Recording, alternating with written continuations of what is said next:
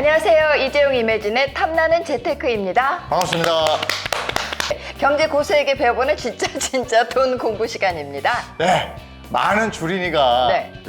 항상 의문이 생기는 게 있어요. 뭐야? 왜 내가 사면 떨어지고 내가 팔면 오르는 거야? 이건데 대체 주식은 언제 사고 언제 팔아야 네. 만족스러울까? 오늘 그 궁금증을 해결해 드리기 위해서 특별한 분이 나와 있습니다. 여의도 최고의 트레이더 교보증권의 박병창 부장님 모셨습니다. 어서 오세요. 어서 오세요.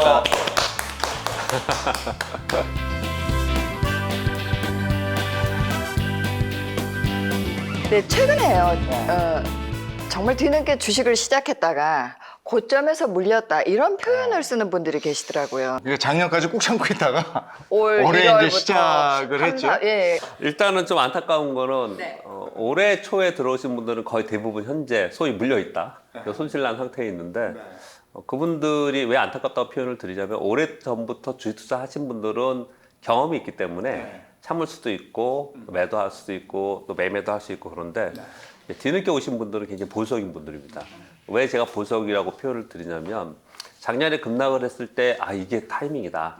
이 기회다라고 들어오신 분들은 굉장히 빠르신 분이고 경험이 있으신 분들이고 기다리다가 아 이제 안 하면 안 되겠다. 이제 안정적이다. 네, 계속 올라가고 네. 있으니까. 맞아요. 그래서 늦게 들어오신 분들입니다. 그렇기 때문에 경험도 좀 별로 그렇게 많지 않고 그리고 보수적인 성향이신 분들인데 그런 분이 좀 더 주식시장에서 어렵고 또 그런 분들이 돈을 많이 버셔야 되는데 늦게 들어오는 바람에 그분들이 지금 현재 손실 상태에 있는 경우가 굉장히 많습니다.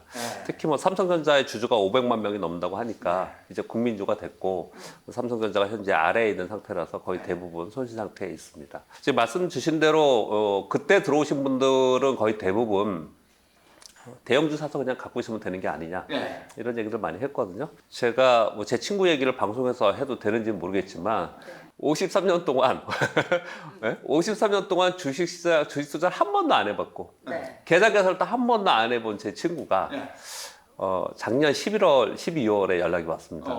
해야 되는 거 아니냐, 해야 되는 거 아니냐. 제가 그냥 참아라. 이유는 뭐냐면 여태까지 안 해도 먹고 사는데 걱정 없었고 안 해도 되는 상황이었는데 왜 지금 하려고 그러냐 이제 그렇게 얘기를 했어요. 그리고 돌려보냈는데 2달 이후에 1월 중순 중하순쯤에 다시 연락이 한참 왔어요. 올라갔을 텐데. 아무래도 안 되겠다. 난 해야 되겠다. 그거죠. 도저히 안 되겠다는 거예요. 이걸 안 하면 세상에 뒤처지고 금리도 제로 금리고 이건 안 하면 안 된다. 그리고 이런 느낌이에요. 안 하면은 내가 바보가 된 느낌?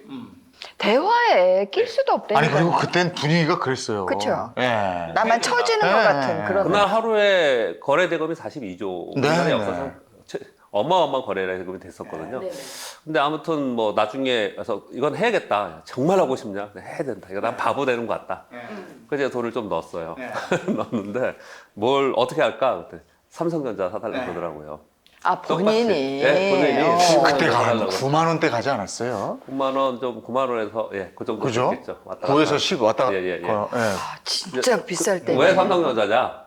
삼성전자 뭐 망하지도 않을 거고 갖고 있으면 올라가지 안정적이다. 않겠냐? 안정적이다. 연금처럼 생각하라고 네, 했단 말이에요. 그렇게 생각하고 들어왔습니다. 근데 물론 이제 저는 친구니까 좀 말려서 5종목으로 나눠서 샀는데 여기서 두 가지의 포인트가 있습니다. 하나는 뭐냐면 왜 삼성전자를 그렇게 주창했냐? 우리나라 삼성전자가 제일 좋은 주식이냐? 삼성전자 많이 살아남느냐? 그건 아니었거든요. 그러니까 제가 생각하기에는 여러분 너무 뭐 속으로 언짢아하지 마시고요. 뭐 이렇게 표현하면 언짢아하시는 분 있을지 모르지만 주식을 모르기 때문에 삼성전자만 얘기를 하는 거예요. 잘 생각해 보세요. 내가 어떤 기업에 주식 투자를 하는데 그 기업에 대해서 잘 아는 기업들이 내가 두루두루 많아요. 시가총액이 1,000억분이 안 되더라도 그 기업의 히스토리를 알고 또 형상 스토리를 알고 내가 믿고 가. 그러면 그럴 때 투자할 수 있는 거잖아요. 근데 이 자신이 없는 거죠. 그냥 대표 종목을 하려고 하는 거예요. 잘 모르니까. 이게, 많이들 이게 아는. 이제 현실적이에요, 사실은. 그래서 그게 이제 한 가지에 말씀드리고 싶은 거고, 그리고 또 한 가지는 대형주는 계속 가져가야 된다. 그리고 중소형주 위험하다. 이런 생각을 가지고 있는데 저는 거기에 반대 생각을 가지고 있습니다. 왜냐하면 대형주는 시황을 탑니다. 시황을 타기 때문에 시기적으로 시장도 올라갔다 내려갔다 하죠. 그리고 그 산업 사이클도 올라갔다 내려갔다 하고요. 그렇기 때문에 시황에 따라서 대형주는 올라갔다 내려갔다 하는 거거든요. 삼성전자가 정말 나쁜 주식이어서 그 고점을 찍고 내려왔느냐, 지금 삼성전자가 완전 고평가냐, 그렇지 않거든요. 예. 그런데 우리 시장 자체가 그때 고점을 찍고 내려왔고요. 그 이후로 계속 외국인들이 팔고 있고, 외국인들은 전 세계 대규모 펀드들은 예를 들어서 MSCI 인덱스 지수를 따라서 한다면 그 지수에 이머징 마켓에 있고 이머징 마켓 사우스 코리아의 비중이 있는데 그중에 삼성전자가 제일 많은 거거든요. 전체적으로 볼 때 저기 유럽이나 미국에서 앉아가지고 자, 우리 이머징 마켓을 요만큼 0.1% 줄여보자. 그럼 우리는 어마어마하게 이 매도가 그러게, 있는 거죠. 예. 그렇죠. 그러니까 거기에서 벗어나지 못해요, 대형주들은. 그렇기 때문에 대형주들은 반드시 시황을 보면서 거래를 해야 되고 그 시황에 따라서 움직입니다, 대형주들은. 그래서 소위 시크리컬이라 얘기하는 산업 사이클의 주기가 있거나 시황 사이클에 의해서 연동하는 종목은 그 사이클에 맞춰서 팔고 또 다시 사고를 해야 된다고요. 아니 근데 어떤 거는 길게 가져가야 돼도 되는 종목이 있을 것 같고 어떤 거는 잠깐씩이라도 이렇게 샀다 팔았다 해야 되는 게 분명히 있긴 있을 것 같아요. 우리는 우량주는 쭉 가져가는 것이고 그 다음에 이제 중소형주는 샀다 팔았다 해도 되는 것이고 이렇게 이해하고 있거든요. 그 이해가 별로 맞지 않는 거죠. 옳지 않죠. 그거 생각을 좀 바꿔주시면 안 될까? 제 생각에는요. 아, 이걸 좀 바꿔야 길게 된다. 가져가야 되는 것들은 어떤 거냐면 극단적인 예를 들어보겠습니다. 테슬라의 전기차 만든다고 했을 때 처음에 일론 머스크를 정신병자니 미친 사람이니 사기꾼이냐 그랬어요. 성공했지 않습니까? 그렇게 성장 스토리를 가져가는 기업들은 내가 롱텀으로 들고 가야죠. 시황과 상관없이. 우리나라 기업에도 그런 기업들이 있고 지금은 작은 기업이지만 테슬라도 이렇게 갔다가 그러던데. 예, 그렇게 꺾였다가 다시 또 가요. 그래도? 예, 그렇게 가죠. 그 성장이 멈추지 않는 한 그 성장을 가지고 내가 쭉 주식을 들고 가야 되는 거죠. 근데 우리 소위 얘기하는 대형 우량주라고 하는 우량주의 개념이라는 게 우량주의 개념이라는 게 회사 시가총액이 탄탄하고. 높고 회사가 이미 탄탄해졌다는 얘기잖아요. 그냥 이렇게 갈 거. 주식은 미래에 투자하는 거기 때문에 이미 성숙 단계 기업의 라이프 사이클에서 성숙 단계에 들어가는 기업은 그 이후에 주가는 그렇게 많이 가지 않습니다. 그러니까 덜 된 주식을 골라야 되는 거예요. 근데 그런 안목이 없다. 어렵죠. 굉장히 어렵죠. 그래서 저는 항상 뭐 기업체나 일반 특히 젊은 분들이 주식 투자하시는 분들한테는 제가 주식 저축하기를 하라 얘기를 하면서 주식 저축을 뭘로 하냐? 삼성전자? 아니라는 거죠. 이미 많이 성숙한 기업들 있잖아요. 예를 들어 보면 삼성전자를 얘기하면 또 기분 나빠하시는 분들이 있으니까 요즘에 금기어가 있어요. 테슬라, 삼성전자, 종기어 정치 얘기 안 하는 것처럼. 소위 얘기해서 많이 물려 있어서. 예, 자칫하면 얘기하면 안 되니까 뭐 어떤 걸 예를 들면은 그쪽 주주분들도 계시겠지만 뭐 농심, 롯데칠성 이런 거 있잖아요. 예. 이런 거는 성숙 기업이라서 더 어떤 성장 모멘텀을 가지고 있습니까? 경기 사이클이나 수요가 늘거나 이런 것뿐이 없는 거잖아요. 그런 것들이 아닌 왜 우리 흔히 뭐 이게 주식 투자에서 보수적인 분들은 제약바이오 주식을 안 하거든요. 왜냐하면 올라가면 10배고 내려가도 폭락이 위험해서 그래요. 위험하다고 생각하잖아요. 그런데 그런 기업들이야말로 제약바이오를 추천하는 게 아니고요. IT나 제약바이오나 아니면 요즘에 얘기하는 메타버스나 아니면 탄소 중립이나 이런 것들은 우리가 그냥 상식적으로 생각해도 앞으로 발전할 수 있는 섹터들이잖아요. 그렇죠. 여기에 똘망한 기업들이 내가 괜찮은 기업을 잘 알고 있다. 그러면 그런 기업은 시황이 내려가든 올라가든 들고서 가서 투자를 해야 되는 거고 그렇지 않은 대형주들이 성숙기업으로 들어간 기업들은 끊어서 거래를 해야 되고 저는 그렇게 생각을 하거든요. 근데 오히려. 많은 분들이 그렇게 생각하지 않고 대형주는 안전하니까 들고 가고 예. 중소형주는 뭐 단기 매매해야 된다 이렇게 생각. 저도 그렇게 생각해서 시가총액 10위 안에 드는 종목을 담아서 이거는 그냥 장독대에 묻고 그 다음에 떨어지면 오히려 조금씩 더 사서 그냥 노후에 쓰자. 뭐 이런 생각이고요. 아 정말. 아니 근데 왜냐하면 이렇게 지금 그 앞으로 뜨는 것들이 지속적으로 갈 것들이 뭐라는 감은 있지만 세부적인 종목으로 가면 내가 구체적으로 모르거든. 딱 집을 순 없잖아요. 그래서 뭔지를 그래요. 알. 지금 두 분 말씀하신 것처럼 솔직히 저희도 그래요.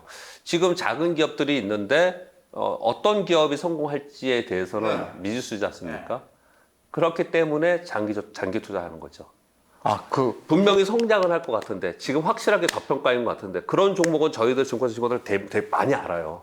제가 그러다가 상패가 돼가지고요. 예, 그런 적이 있죠. 쫄딱망하죠. 그러면 제가 제가 반론을 좀 말씀드릴게요. 어떻게 하시냐면은 10개 종목을 똑같이 1,000만 원어치를 넣었어요. 근데 3개가 상패됐어요. 그러면 얘는 하나에 1,000만 원씩 넣었으면 3개, 그러니까 전체를 다 잃으면 1,000만 원 잃은 겁니다. 네. 없어지는 거잖아요. 손실이. 그러면 3개가 없어지면 3천만 원 손실이 나는 거잖아요. 근데 이 성장 스토리에서 성공한 기업들은 보통 2배, 3배가 아니고 많이 갑니다. 5배, 10배씩 이렇게 갑니다. 그 성적에 가면. 그러면 3개가 성패돼도 나머지 한 군데에서만 3배만 가도 얘는 끝난 거잖아요. 전체적으로 볼 때는. 그렇게 시뮬레이션을 해보면 그렇게 주식 저축을 하기로 해서 성장주들을 투자를 하면 결국은 3년 지나고 5년 지나고 보면은 상당히 플러스가 나 있어요. 아, 이게 분산을 해야 되는구나. 근데 그래도 이 정도로 하는 사람들은 줄이니가 아니에요. 네. 이거는 선수급인데 말씀하신 대로 하는 사람은 소위 얘기해서 10개인데 7개는 살아남았고 그래서 5배씩 갔고 상패가 3개가 됐잖아요. 7개가 어떻게 다 살아남아. 아니 아니야, 어쨌든 그렇다 치고 상패가 됐잖아요. 그럼 이제 불안해진다. 이걸 또 다시 요거 7개는 이거 어떻게 해야 될까 싶어. 그러다가 요게 진짜 한 2배 정도 오르거나 한 30% 오르잖아요. 얼른 팔죠. 팔아버려. 그래서 이 손해를 메꾸려고.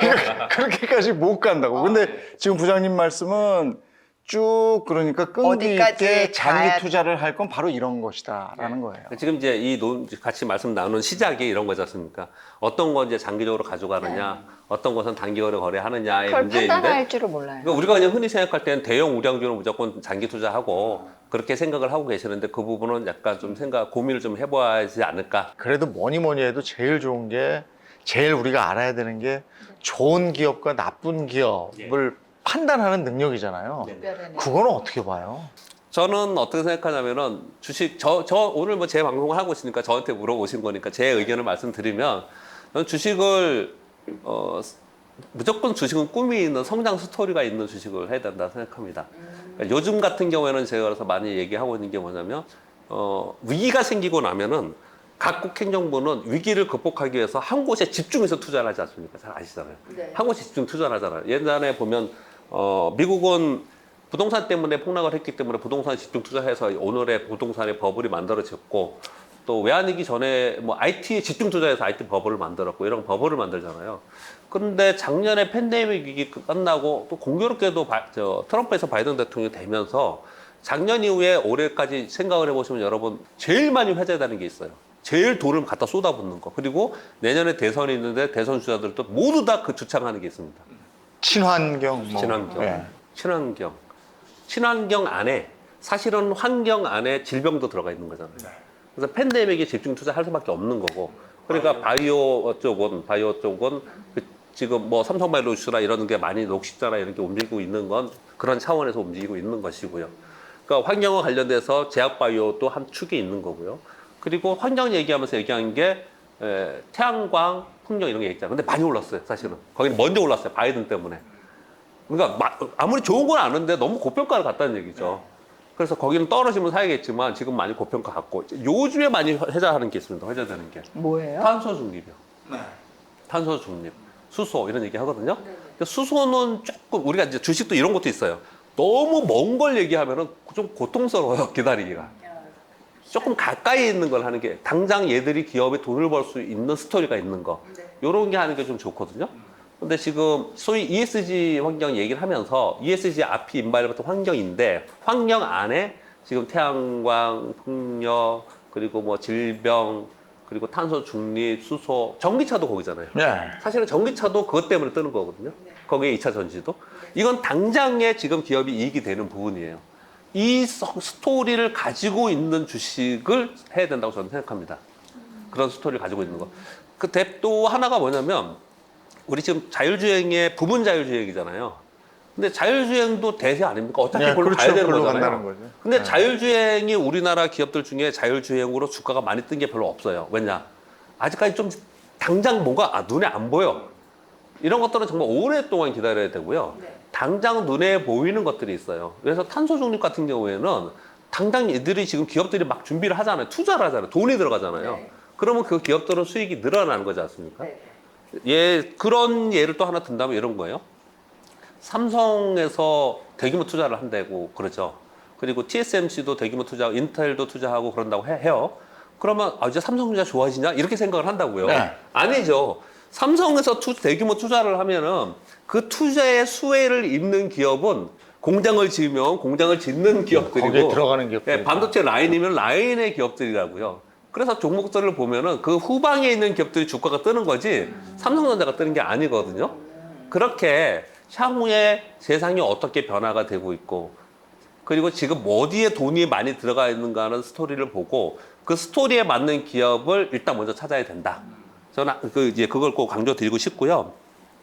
그리고 그 스토리 중에서 경제적 해자라는 표현을 쓰는데 팻도시의 책이 이제 그렇게 쓰는데 애플의 경제적 해자는 뭐였냐면 예전에 아무도 따라오지 못하는 손 안에 들어가는 핸드폰 아이폰이라는 경제적 해자가 있었거든요. 그런데 지금은 그게 경제적 해자가 아니에요. 왜냐하면 뭐 안드로이드 폰이 워낙 많고 중국 폰들이 워낙 많으니까 지금 그걸로만 승부수가 안 되거든요. 그럼 지금의 애플의 경제적 해자가 뭘까 가만히 생각해 보면 충성도 있는 고객입니다. 절대 나가지 않는 아이폰을 버리지 않는 충성도 있는 고객. 그러니까 애플은 그 안에서 앱을 갖고 비싸게 해도 되고 자체 TV 프로그램 컨텐츠 만들어도 장사가 되고 그래서 엄청나게 계속 수익이 나는 거예요. 아이폰이 안 팔려도 계속 수익이 나는 거거든요. 이걸 경제적 해자라고 하는데 이건 무형의 자산인 경우가 대부분 많이 있어요. 근데 이런 경제적 해자를 갖고 있는 독특한 기업들이 또 있습니다. 사실 따지고 애플 보면. 말고도. 애플 말고도 우리나라도. 근데 우리나라를 따져보면 삼성전자의 경제적 해자가 뭘까? 그게 조금 안타까워요. 우리나라 기업들이 정말 전 세계의 글로벌 기업들이 더 많이 나와야 되는데 삼성전자 가전? 휴대폰? 반도체. 네? 반도체, 고정 디램 반도체. 예, 요거 하나 있어요. 요거 하나 있어요. 이거 빼고 그렇게까지 뭐 다른 어떤 새로운 모멘텀이 되는 게 없기 때문에 삼성전자가 저러는 거거든요. 근데 이 중소기업들 중에 예를 들어서요. 지금 2차 전지에 있는 음극재, 양극재에 있는 기업들이라는 것도 뭐 10배 이상 막 그거 떴다는 만들어내는. 얘들은 왜냐? 얘만 만들어. 제가 이 표현을 쓸게요. 얘만 해. 얘만 하는데 요 제품을 만들어서 요 기술이 있는데 우리나라에서만 팔아. 이런 건 좀 약하고요. 전 세계에 예쁜이 없어. 전 세계 한두 개뿐이 없어. 이런 기업들을 찾는 거예요. 그러니까 즉 경제적 해자를 가지고 있고 그리고 그 경제적 해자를 가지고 성장 스토리를 엮어갈 수 있는 그런 기업들. 일단 그 기업을 찾고 그리고 그 기업에 망하면 안 되잖아요. 네. 망하면 안 되기 때문에 재무제표를 보는 거고요. 재무제표를 보면서 재무제표에서 제일 중요한 건 현금 흐름표가 제일 중요하고요. 현금 흐름표 중에서 현금 창출 능력이 기초의 현금하고 기말의 현금이 있는데 기말의 현금이 계속 느는 기업들이 있거든요. 그러니까 현금이 조금씩 계속 느는 거죠. 그런 기업들은 일단 망하지는 않을 거 아닙니까? 그런 기업들. 요 분석은 주린이들은 힘들고 네. 이걸 아는 분하고 친해야 되겠네요. 이제 보통 이제 작년문에 되게 특이한 현상이요. 제가 처음에 공부했을 때는 기술적 분석을 더 쉬워했어요. 많은 분들이 소위 주린이 주식을 처음 했던 분들이. 근데 작년에 동학개미운동 요 생기고 나서는 가치 분석은 굉장히 쉽게 생각하고 기술적 분석 이런 걸 어려워하더라고요. 근데 이거는 별거 아니에요. 실제로 어려운 거는 회계를 알아야 되는 재무제표가 어려운 겁니다. 그것도 과거의 재무제표를 보는 게 아니에요. 과거의 재무제표 적자 나면 무슨 상관이 있어요. 앞으로의 흑자가 나는 기업을 우리가 찾아야 되는 것 때문에 어려운 거거든요. 그래서 재무제표를 보는 게 가치 분석하는 게 훨씬 어렵거든요, 사실은. 그런데 그런 재무제표를 내가 어느 정도 조금은 볼 수 있는 게 중요하고요. 그런 것들을 주변에 얘기해주거나 좀 코칭을 해줄 수 있는 사람이 있으면 내가 꼭 전문가 안 해도 되거든요. 셀코TV 멤버십이 선사하는 특별 콘텐츠. 셀코TV 멤버십 가입하고 특별한 혜택을 받으세요. 멤버십 혜택 하나, 셀코TV만의 유니크한 이모티콘과 배지. 멤버십 혜택 둘, 재테크 찐 고수에게 듣는 1:1 비밀 과외. 연금 박사 이영주. 행복한 노후를 위해 꼭 알아야 할 연금에 대한 모든 것. 미국 주식 장우석. 미국 주식을 시작하고 싶은 당신을 위한 실전 노하우. 진짜 주식 이나무. 후에 추월차선에 오르기 위한 진짜 주식 공부. 멤버십 혜택 셋. 접시도사가 알려주는 1:1 운세 상담. 구독 버튼 옆 가입을 누르고 2단계 중 원하시는 단계를 선택 후 해당 금액을 결제하면 끝! 셀코TV 멤버십과 함께 부자 되세요! 그래서 제가 오늘 뭐 차트 설명을 제 책도 있고 그래서 차트를 설명하려고 이렇게 표지도 여기 우리서 이렇게 만들어 주시고 그러는데요. 차트는요. 차트는 우리들의 심리가 나와 있는 그림입니다. 제가 지금 시황 얘기하고 이런 말씀 드렸는데 시황이 상투는요. 모두 다 군중들이 쏠림 현상이 나타나면서 모두 다 열공할 때가 항상 상투였어요. 바닥은 모두 다 지금 말씀하신 대로 네, 던질 교수님 때. 말씀하신 대로 공포. 밑에 던질 때가 공포스러울 때가 바닥인 거고 그렇거든요. 그래서 뭐 군중의 반대로 해라라는 이론도 있고 그렇게 하지만 근데 내가 그 군중에 속해 있는데 내가 어떻게 군중에 반대로 합니까? 이론적으로 그렇게 하는 거지 쉽지 않은 거거든요. 그런데 이런 얘기를 많이 듣고 미리 생각하고 있어야지만 어느 정도 준비를 할 수 있을 것이고 그리고 그런 사람들의 심리가 반영이 돼서 투영된 것들이 이렇게 차트로 어떤 건 양봉이고 어떤 건 음봉이고 그렇게 나타나는 것이거든요. 아, 그러니까 어떻게 보면 투자 심리가 차트로 표현이 되어 있는 거군요. 예. 차트를 보면서 이런 예전에 이랬어요. 이동평균선 얘기하고 뭐 그 보조지표들 막 얘기하면서 매수 신호 나오면 사고 매도 신호 나오면 팔고 막 이런 얘기를 많이 했거든요. 그거 여러분 해보시면요. 안 맞아요. 안 맞아요. 왜 안 맞냐면요. 모든 차트의 매수 신호는 주가가 오르면 매수 신호가 나오고 주가가 빠지면 매도 신호가 나옵니다. 사후적으로 나옵니다. 예. 그래요. 예. 그러니까 우리는 주식은 사후적으로 하는 게 아니거든요. 우리 꼭지에 팔고 싶잖아. 사전적으로 올라갈 만한 주식을 사고 싶은 거고 내려갈 것 같으면 미리 팔고 싶은 거거든요. 그렇죠. 근데 그거는 그 전에 인지를 해야 되거든요. 근데 모든 차트는 사후적으로 나온다. 이게 이제 차트의 제한적인 단점입니다. 그걸 인식을 하고서 차트를 좀 봐야 된다 이렇게 생각을 합니다. 이렇게 여러분 화면을 보시면 이렇게 되어 있는데 제가 이걸 좀 달라 그랬습니다. 이걸로 다 설명할 수가 없어서 뭐냐면 이런 거예요. 이거는 어떤 그림이냐면요. 이렇게 떨어졌다가 이렇게 올라왔다가 떨어졌다가 하는 이 흐름에서 이렇게 이동평균선이 있고 이건 5일 이동평균선이고 이건 20일 이동평균선이고 봉과 이동평균선이 있는 거거든요. 그 종목들을 보면 어떻게 움직이냐면 이렇게 상승하는 종목도 있고 이렇게 내려오는 종목도 있고 그냥 이러고 있는 종목도 있고 이렇게 있어요. 이거는 지금 요걸 그린 거예요. 이걸 도식화한 거지 이게 그냥 제가 인위적으로 그린 게 아니고 이렇게 도식화했다는 거예요. 오늘 삼성전자를 그냥 하나만 딱 하고 계속 설명을 드릴게요. 그러면요. 여기 삼성전자가 있으면은 삼성전자의 지금 이건 현재 일봉이거든요. 그럼 삼성전자의 일봉을 보면은 이렇게 차트를 본다면 어떻게 생긴 거예요? 이렇게 쭉 이렇게 조금씩 내려다가 이번에 확 내렸다가 요만큼 올라 있죠. 네. 그러면 주가가 이렇게 내려오는 동안에는 음봉이 발생하면서 내려오지 않습니까? 이렇게 음봉 사람들이 많이 파니까 그러니까 파니까 사니까만 얘기를 하는 거예요. 저는요. 어렵게 차트라고 공부를 하고 생각하지 마시고 네. 사람들이 팔고 싶으니까 파는 사람이 많으니까 떨어졌겠죠. 네. 그렇죠. 네. 근데 이렇게 떨어지다가 어느 날 갑자기 양봉이 나면서 이렇게 올라갔어요. 네. 왜 올라간 겁니까? 사는 사람은 생기는 그럼요. 거죠. 사는 이게 사람은 이제 생긴 저점이다 거예요. 싶으니까. 네, 사는 사람은 거죠. 생긴 거예요. 근데 여기서 핵심이 뭐냐면 이날 예를 들어서 이날도 100만 주가 거래가 됐어요. 네. 거래량이. 이날도 100만 주가 거래량이 100만 주가 됐어요. 네. 그러면 이날은 많이 팔고 이날은 많이 산 건가요?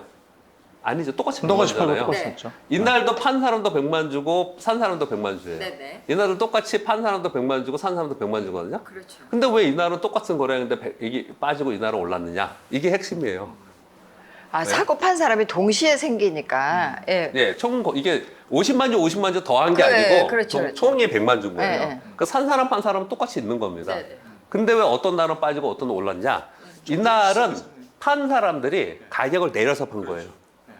이날은 판 사람들이 팔더라도 산 사람들이 가격을 올리면서 산 거예요. 아. 그걸만 읽어내면 되는 거예요. 얘들이 지금 내가 가지고 있는 종목을 지금 가격을 올려서라도 더 사고 싶은 상황이냐? 아니면은 그냥 가격을 올리기 싫고 그냥 제 저가에 사고 싶으면 하는 거냐, 오늘은. 또 어떤 날은 팔긴 파는데 올라오면 팔고 이런 날 있거든요. 네네. 이렇게 파는 거냐 아니면 그냥 급히 뭔가 지금 악재가 있는 것처럼 막 밑으로 던지면서 파느냐 이거를 읽는 거예요. 그걸 읽는 건데 그게 읽는 게 이제 장중에도 있지만 장중까지 하면 좀 어려워지니까 이게 음봉과 양봉이라는 거예요.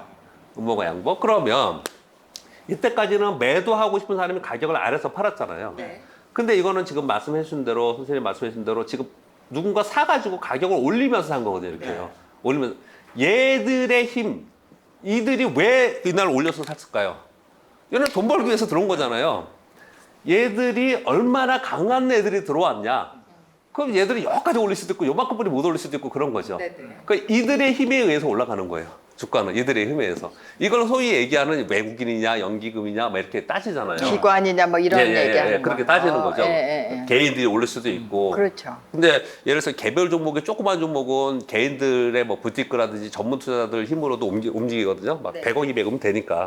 근데 삼성전자를 100억, 200억으로 못 올리잖아요. 그럴 수가 없죠. 그러니 삼성전자는 외국인이 들어와야지만 얘가 힘이 올라갈 수 있는 거예요. 그런 영향을 굉장히 많이 받는 주식이군요. 그렇게 그렇죠. 삼성전자 이런 거. 삼성전자는 더더욱 그렇고 개별 정보는 더더욱 그렇죠. 그런데 여기서 이제 조금 이제 부연 설명을 더 드릴게요. 여기서부터 여기까지 내려와서 이만큼 이렇게 올라갔어요. 그러면 여기서부터는 계속 가격을 올리면서 산 거지 않습니까? 가격을 올리면서 샀잖아요. 통상적으로 가격을 올리면서 사는데 판 사람이 굉장히 많다 하고 그냥 이론적으로 말씀드려볼게요. 한 사람이 샀다고 쳐볼게요. 여기서부터 여기까지. 그럼 한 사람이 여기부터 여기까지 가격에 샀으면 이만큼 샀으면 이 사람의 평균 가격은 똑같은 수량으로 계속 샀다면 이 정도가 되죠. 이 정도가 이 사람 평균 가격이잖아요. 이 사람 평균 가격이 여긴데 이 주가가 올라갔다가 계속 올라가는 게 아니고 또 내려올 거 아닙니까? 이 사람 평균 가격 아래로 떨어지면 이 산 사람들의 힘이 약하거나 더 센 매도자가 나타난 거죠. 이 밑으로 떨어지면. 그래서 추세적으로 주가가 올라가는 애들은 요만큼 올랐다가 조정을 보이더라도 이 밑으로 안 빠지고 터닝하고 이 밑으로 안 빠지고 터닝하고 이렇게 하는 거예요. 얘들이 힘이 있기 때문에. 그래서 올라갈 때 이거 다시 그려볼게요. 이만큼 올라가면 얘들이 평균가 여기잖아요. 이렇게 떨어지다가도 어느 정도 떨어지면 다시 올리고 이렇게 이걸 추세 상승이라고 하는 거죠. 이렇게 올리는 거는 이들의 힘 때문에 그러는 거예요. 그러면 우리는 뭘 봐야 되냐면은 여기서부터 여기까지 올라오는 동안에 누가 샀고 얼마큼 샀냐를 이렇게 보는 거예요. 그래 놓고 얘가 떨어지는 동안 그러면 여기서 해볼게요. 이제 우리가 주가가 예를 들어서 이거를 다 그려놓고 여기서 사고 여기서 팔고 여기서 이렇게 차트 기초 분석 보면은 설명하거나 책이 있거든요. 이건 사기예요, 사기. 왜냐하면 우리가 판단하는 거는 결과적으로 보는 게 아니고요. 이렇게 올랐다가 내려왔을 때 요 상황이에요. 여기서 이렇게 갈지 몰라요, 지금. 이렇게 모르죠? 자, 그러면 지금까지 걸 잘 들어보시고 이제 대답을 한번 줘보세요. 자, 이렇게 올라가다가 이만큼 얘네들이 힘이 올라갔어요. 그러다 떨어지기 시작해요. 이때 나는 얘가 다시 갈 거야라는 뭘 보고 알 수 있겠습니까? 좀 전에 제가 여기서 산 사람들의 힘을 믿는다 그랬잖아요. 그럼 파는 사람들이 얼마나 파는 사람들이 세지 않아야 되죠. 그쵸? 세지 않아야 되죠. 일단 첫 번째, 얘들이 매집해서 올린 애들이 팔지 않았어야 돼요. 얘들이 팔지 않았어야 돼요. 얘들이 여기까지 올려놓고 얘들이 몽땅 다 팔아버린다. 그러면 이제 또 다른 애들이 들어와야 돼요. 그럼 시간이 많이 걸려요. 이걸 더 올릴 애들이면 얘들이 팔지 않습니다. 그래서 왜 수급을 볼 때 어떤 종목이 있는데 연기금이 하면서 막 올렸어. 외국인 사면서 올렸어. 이렇게 얘기를 하잖아요. 근데 걔들이 올려놓고 다 팔아먹어. 그러면 안 되는 거예요. 근데 주가는 떨어지는데 걔들이 하나도 안 팔았어. 이게 매수인 거예요. 아, 그거는 안전. 이거는 이제 있어도 되는 거예요. 자, 그러면 그걸 창구로 봐도 알 수 있고요. 창구라고 하는 건 뭐냐면 어느 증권사의 투신이냐, 연기금이냐 이런 걸 이제 우리가 분석할 수 있고 나오거든요, ATS에. 그런데 또 한 가지는 차트만 보고도 그걸 알 수 있습니다. 왜 알 수 있냐면은 여기부터 여기까지 올라오는 동안 얘들이 사고 또 여기서 물린 애들은 막 팔고 그러니까 거래량이 막 생기겠죠. 그러다가 상투가 되면은 상투에는 거래량이 크게 증가하거든요. 좀 이따 사례는 다 보여드릴게요. 이론적으로 말씀드리고요. 그리고 여기서 떨어지는 동안 여기서 산 사람이 팔지 않아야 된다 그랬잖아요. 팔지 않은 건 차트에서 어떻게 나왔냐면 거래량이 급격히 감소합니다. 얘들이 팔면 거래량이 늘 수밖에 없어요. 안 팔았기 때문에. 팔지 않으니까. 안 팔았기 때문에 거래량이 없어요. 얘들이 수급상으로도 팔지 않았고 거래량도 감소했고 그러면 얘들이 지금 여기 올린 세력이라고도 그냥 표현을 하는데 그게 뭐 누구에도 버티고 있는 거죠. 주체가 얘들이 버티고 있는 거예요. 그러면 이거 주가가 떨어지면 지네 손해 보는 데 있겠어요? 그러면 얘들은 다시 올린다고 이걸요. 그래서 얘들이 다시 들어오면서 여기 이렇게 점선으로 표시해 놨는데 무슨 표현이냐면은 다시 거래량이 없이 떨어지던 종목이 거래량이 없이 다시 어느 날 거래량이 막 아침부터 보니까 막 거래가 생겨. 네. 이날 양봉이 생기면 이날 또 가격을 막 올리면서 사는 거예요. 네. 이제 또 올리려고 하는구나. 이게 매수 타이밍이에요. 이게 매수 신호예요. 이렇게 얘기하면 되게 복잡하니까 이따 사례 보면 무슨 이해 다시 되실 거예요. 근데 이날 거래가 막 생겼는데 네. 막 생겼는데 양봉으로 사지 않고 오히려 막 팔아버려. 밑으로. 네. 이건 확실하게 팔아야 됩니다. 이 다음에 있는 매도예요. 똑같이 요구는 똑같이 생겼죠. 네. 똑같이 생겼는데 올렸다가 내려오는 동안 거래량이 없어요. 그래서 난 살까 말까 고민하고 있었는데 네, 네. 다시 거래가 생기면서 음봉이 발생하면은 네. 이거는 무조건 팔아야 됩니다. 거래가 생기면서 예, 이거는 떨어져. 왜냐면 여기 했던 애들이 파는 거야. 이익을 받거나 아니면 손절매해서 다 던져버리는 거예요, 이거는. 이 얘기 정말 많이 들었는데 들을 때마다 무슨 얘기가 돼? 뭐 얘는 다 쌍봉, 응봉, 양봉. 아니 이제는 이게 알겠어요. 그거구나. 근데 양봉, 음봉 이렇게 생각하지 마시고요. 제가 처음에 그랬지 않습니까? 양봉, 음봉 생각하지 마시고 이들이 지금 얘를 지금 더 살려고 하는 거냐, 팔려고 하는 거냐, 이런 걸 얘기를 하는 거거든요. 지금 삼성전자를 갖고 한번 말씀드려볼게요. 저 한번 보실까요, 삼성전자를 갖고 삼성전자의 상투가 언제 생겼냐? 1월 11일 날 상투가 생겼잖아요. 네. 그게 그때가 언제냐면 10만 원 정도 됐어요. 요 날입니다, 요 날. 자, 여기 찍어 놓을게요. 그럼 한번 보세요. 저 화면을 보시면 저 밑에서 56,000원서부터 저 위에까지 계속 가파르게 올랐지 않습니까? 가파르게 올라놓고 저 상투에 있날 밑에 거래량을 보면 거래가 엄청나게 많이 생겼죠. 네. 이 얘기는 뭐예요? 거래량이 엄청나게 많이 생겼다는 게 엄청나게 많은 사람들이 산 거예요? 맞죠? 반대는요? 팔기도 한 거죠. 엄청나게 많은 사람이 한쪽에서는. 판 거예요. 사고 왜 팔고. 주가가 더 올라갈 것 같으면 왜 팔았겠어요? 그날. 아, 저럴 때 거래량이 많지 않아야 된다는 거죠. 그렇죠. 올라가는 주식은 거래량이 없어야지 더 가는 겁니다. 안 팔았다는 얘기예요. 내가 어떤 주식을 갖고 있는데 매일 물어요. 이 주식 오늘 팔아야 돼요? 오늘 팔아야 돼요? 맨날 물으시거든요. 거래량이 없으면 팔지 않기 때문에 가져가도 되는 거예요. 거래량이 폭죽이 생기면 안 되는 겁니다. 아, 처음 알았죠. 네. 반대도 똑같아요. 반대도. 주가가 폭락하잖아요. 네. 폭락한 상태에서 터닝은 언제 하냐면 밑에서 거래량이 생기게 되는 거예요. 밑에서. 그건 무슨 얘기예요? 주가가 많이 떨어졌는데 밑에서 거래량이 많이 생겼다는 얘기는 산다는 거죠. 산 사람이 생긴 네. 거죠. 매수하는 사람들이. 그렇게 이걸 저는 매도 1원칙, 매수 3원칙이라고 해서 매수 원칙, 매도 원칙으로 삼고요. 거래량만 생각하시면 되고요. 제가 더 질문 더 드려볼게요. 여기서부터 요만큼 떨어진 건 좀 많이 떨어졌는데 여기부터 약간씩 이렇게 떨어졌잖아요. 계속 떨어지고 있어요. 아주 느슨하게 떨어졌습니까? 자, 여기부터 여기까지 떨어지는 동안 여기 한 번 떨어졌고요. 그 다음에 여기서 이미 못 팔았어. 근데 여기서 여기까지 떨어지는 동안 매일 고민을 하지 않습니까? 그렇지. 매일 고민하잖아요. 던져야 근데 제가 되나? 지금 말씀드린 이 이론대로 생각을 해보면 어떻게 생각하세요? 저거는 지금 사람들이 막 갖다 던지려는 거예요? 아니면 막 갖다 살려는 거예요? 제가 쭉 거는 그 기간 동안 몇 개월이요? 1, 2, 3, 4, 5, 6개월 동안. 던지고 싶지는 않은 것 같은데요. 그럼 사고 싶은 건요? 사고 싶은 거겠죠. 사고 싶었으면 올랐겠죠. 사고 싶은 것도 아니고 던지고 싶은 것도 아니잖아요. 그러니까 지금 네, 뭐 저거는 판단이 안 아무것도 서네. 아닌 거예요. 아, 판단이 안 관망세. 서요. 네, 저거는 아무것도 아니고 남들이 다 판단이 안 서고 가만히 있는데 나도 가만히 있는 거죠. 어떻게 해야 되나. 네, 군중의 심리가 그렇다는 표현을 드리는 거예요. 아, 사람들의 심리가 저 상황에서는 사고 막 그냥 막 지금 당장 사야 돼 이런 마음도 없는 거고 당장 팔아야 돼 이런 마음도 없는 거예요.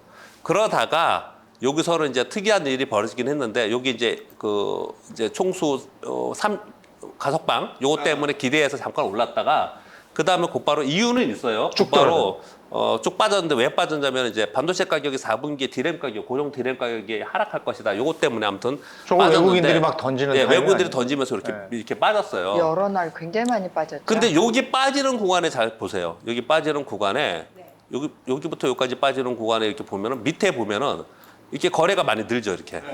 이 얘기 뭐예요?